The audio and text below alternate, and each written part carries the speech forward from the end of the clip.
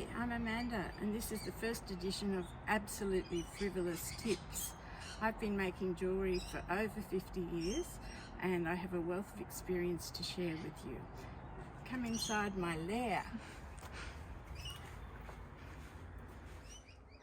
We're going to do some brass bleaching.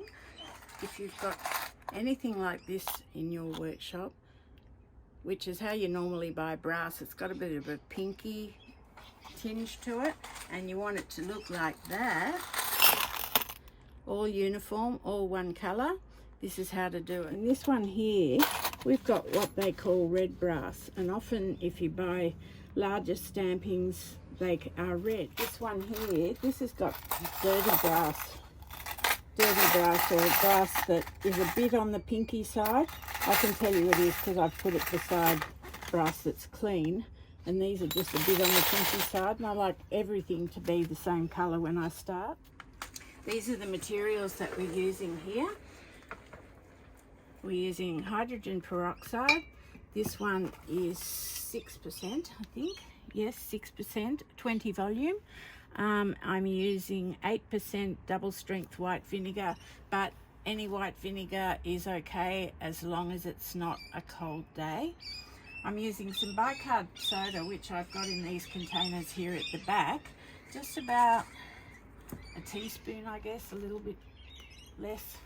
And I've got some nitrile gloves on my hands. On go the glasses, and I might just put a bit of splash dash COVID protection on. First rule I learned is don't try and bleach steel. Okay, how do you work out it's steel? Use a magnet. But the plating will be taken off immediately.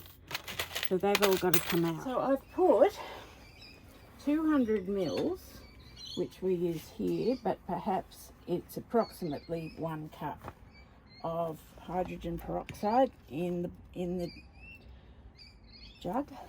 And then I'm going to use some double strength white vinegar, which I've actually had soaking in some hot water over here at the sink so that it's warm. These are approximate measures. You don't have to be really precise, but that's quite warm now. So that works out at 2 cups and a bit, 2.5 almost, 2 1/3. All right, so that's our mixture that we're going to use. We'll pour that in. This one being the red brass from the stampings. This one being just dirty brass that has a bit of a pink tinge to it. I've got another lot of mixture here. And this one being antique brass that it's impossible to get the antiquing off. The mixture starts to go a bit turquoise because what it's doing is drawing the copper, and you can see that these are bubbling away here.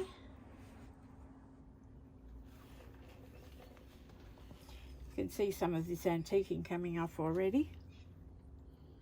This one here, these are things that have been soldered and then pickled, and if you do that, the brass turns to copper straight away. It brings the copper to the surface, and we're just going to take it out. Now these little soldered bits where there's some, I assume, tin solder, they'll bubble more fiercely where they've been soldered, and this mixture will start to get quite hot. This one's working particularly well.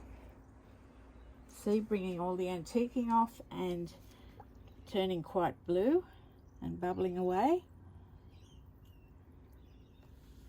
These ones are working a little slower, but in about 5 or 10 minutes we will see what's happening, and they will turn to a really, really nice gold colour. It's pretty amazing how these come out. Look at this one. A few bits on there, but I'm not really worried about those. They will come off in the tumbler, or I can dust those off easily. right down in the groove, so a bit hard. Remember how it was bright copper coloured? Well, look at that. Isn't she gorgeous?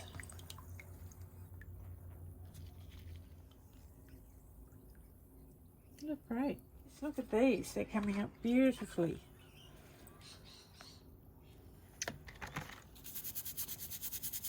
I don't want to leave them in much longer than this. I don't know how many minutes it's been, but I wouldn't leave anything in here more than 15 minutes. So that's about it. We've still got a few here that will take a little longer, but all these have been put in just water with about half to 1 teaspoon of bicarbonate of soda, and they're quite stable in there. I leave them in here until I'm ready to put them in the tumbler. Thanks for joining me today. I hope you got something out of the video. See you next time.